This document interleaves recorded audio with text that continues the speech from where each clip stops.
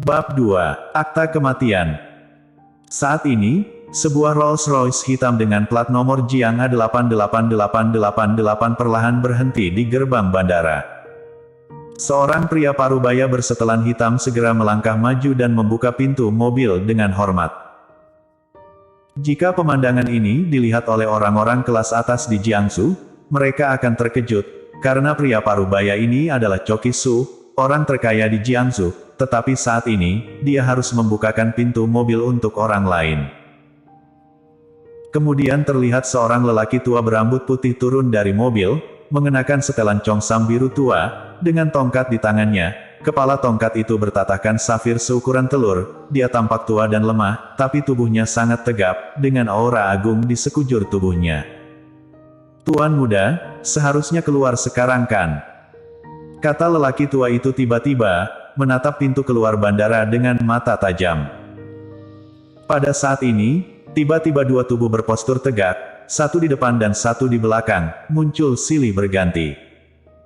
Pria tua itu tetap menatap sosok muda yang berjalan di depannya. Dalam keheranan Choki Su, pria tua itu berjalan mendekat, membungkuk dan menundukkan kepalanya, dan berkata dengan hormat, "Saya asisten Terry Han dari keluarga Yuan di kota Yan, datang menjemput tuan muda kembali ke kota Yan untuk memimpin keluarga Yuan." Mendengar bahwa lelaki tua itu melaporkan nama keluarganya, Jerry yang akhirnya tahu siapa lelaki tua itu. Namun, setelah mendengar kata-kata keluarga Yuan, kegembiraan yang tadinya ia rasakan karena telah kembali ke tanah air langsung menghilang, dan ia merasakan ledakan amarah. Jerry yang memandang Terry Han dengan jijik, sungguh ironis. 10 tahun yang lalu, ibu aku dan aku diusir dari keluarga itu dan diancam. Kami tidak diizinkan masuk ke kota Yan semasa hidupku, hanya karena aku anak haram dan tidak memenuhi syarat untuk memiliki kekayaan keluarga Yuan, tetapi sekarang kamu ingin aku bertanggung jawab atas keluarga Yuan. 18 tahun yang lalu, ketika aku baru berusia 9 tahun, aku berlutut di gerbang keluarga Yuan dengan ibu aku di tengah hujan lebat sepanjang malam. Apakah kamu memiliki belas kasihan? 5 tahun yang lalu, saat ibuku sakit parah dan aku meminta keluarga Yuan untuk membantu mengobatinya. Apa yang kalian lakukan saat itu?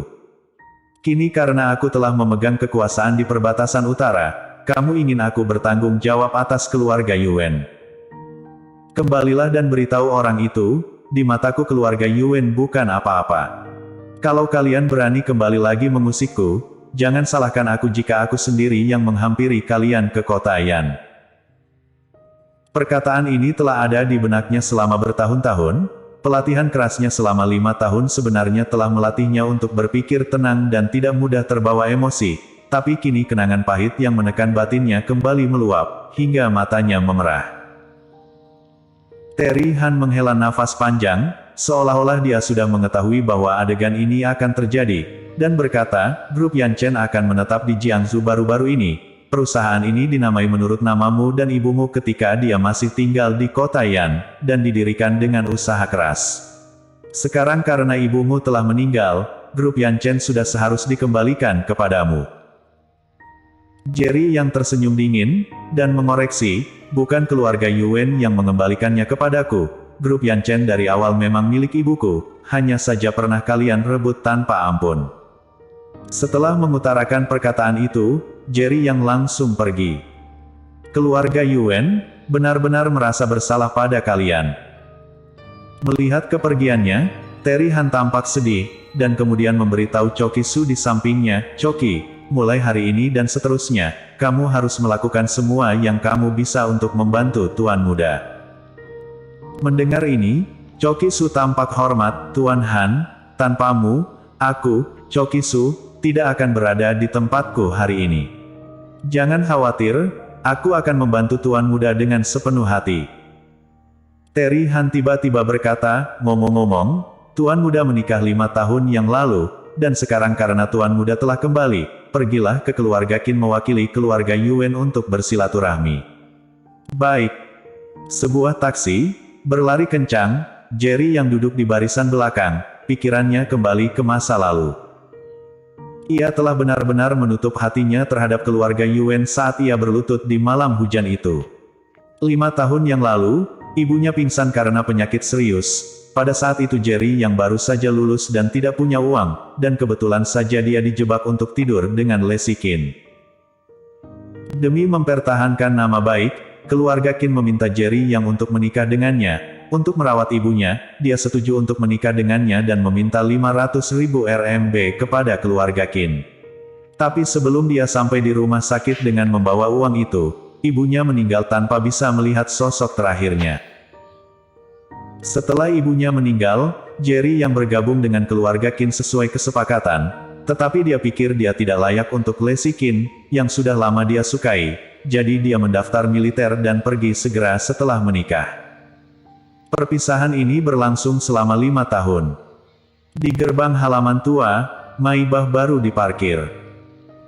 Jerry yang melirik mobil mewah yang mahal itu, dan tersenyum ringan, tampaknya keluarga Leslie Kin lebih dihargai oleh keluarga Kin daripada 5 tahun yang lalu, dan ayah mertuanya kini mengendarai mobil mewah senilai 3 atau 4 juta RMB. Datang ke rumah Kin lagi, suasana hati Jerry yang juga sangat rumit. Meskipun dia juga menjadi korban insiden 5 tahun lalu, dia telah mengambil malam pertamanya, seorang wanita yang dikenal sebagai wanita tercantik di Jiangsu. Baru menikah 5 tahun lalu, ia langsung pergi tanpa pamit. Apapun yang terjadi, itu semua salahnya.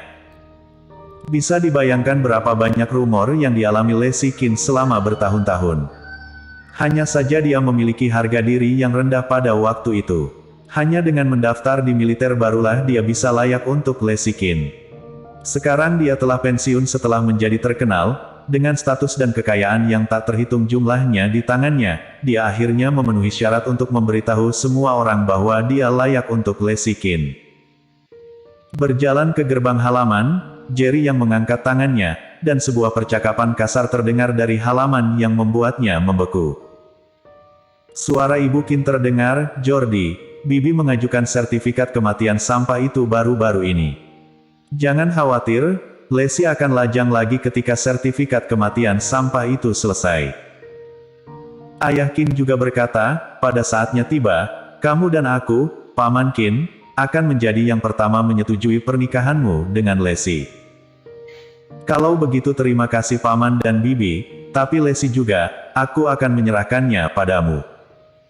Jordi, bagaimanapun juga Leslie pasti akan setuju. Kalau begitu aku akan menyerahkan semuanya kepada Paman dan Bibi.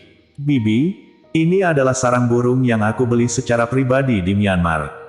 Paman, ini adalah patung Buddha giok dari jenis batu yang aku bawa kembali spesial untuk Anda." Seluruh halaman kecil keluarga Kin dipenuhi dengan tawa ayah Kin dan ibu Kin, wajah Jerry yang pun memucat. Hanya memikirkan sosok yang tak terlupakan itu, dia dengan paksa menekan amarah di hatinya. Tidak peduli bagaimanapun itu, dialah yang bersalah pada Leslie Kin. Terlebih lagi, kembalinya dia kali ini adalah demi Leslie. Tang, tang, tang. Jerry yang mengatupkan jarinya, dan terdengar ketukan di pintu.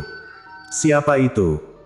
Suara Ibu Kin sepertinya terganggu oleh ketukan di pintu, dan kemudian dia mendengar langkah kaki yang semakin dekat.